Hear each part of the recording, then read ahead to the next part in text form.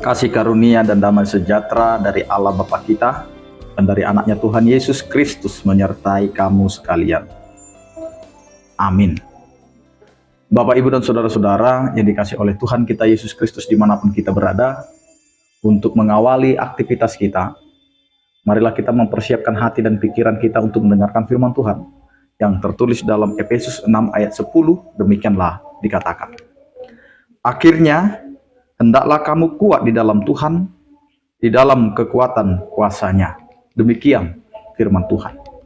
Bapak, Ibu, dan saudara-saudara yang dikasih oleh Tuhan kita Yesus Kristus, sebagai pengikut Kristus, kita hendaknya memperlengkapi diri untuk memberikan kehidupan kita yang namanya keyakinan untuk menjalani kehidupan sebagai orang percaya. Jadi dalam memperlengkapi diri, kita perlu penyerahan diri, menyerahkan seluruh kehidupan kita hanya kepada Tuhan, sehingga apa yang kita lakukan tidak membuahkan suatu kekecewaan atau apalagi membuat kita akhirnya jauh dari Allah. Bapak, Ibu, dan saudara-saudara yang dikasih oleh Tuhan kita Yesus Kristus, mengikut Kristus memang banyak menghadapi berbagai-bagai tantangan kehidupan. Sehingga ketika kita memutuskan untuk mengikut Kristus, maka cara pertama yang harus kita lakukan adalah menyerahkan hidup kita hanya kepada Tuhan, karena disitulah kita akan mendapatkan kekuatan. Kekuatan untuk menghadapi begitu besarnya tantangan menjadi pengikut Kristus. Apa yang dikatakan oleh kitab Efesus ini? Hendaklah kamu kuat di dalam Tuhan. Kuat di dalam Tuhan, inilah yang menggambarkan bagaimana mengikut Tuhan itu bukanlah suatu hal yang mudah, bukanlah suatu hal yang gampang, tetapi banyak tantangan yang harus dihadapi. Baik itu dari tengah-tengah keluarga sendiri, baik itu dari lingkungan, bahkan dari diri kita sendiri, adalah menjadi penghalang dan penghambat kita untuk datang kepada Tuhan. Karena itu Bapak, Ibu, dan saudara-saudara, mari kita meminta kekuatan daripada Tuhan. Karena tanpa kekuatan dari Tuhan, kita tidak akan mampu menghadapi besarnya tantangan yang akan kita hadapi. Apalagi di zaman ini, banyak sekali tantangan yang harus kita hadapi. Baik itu tantangan secara psikis maupun secara terang-terangan yang harus kita hadapi.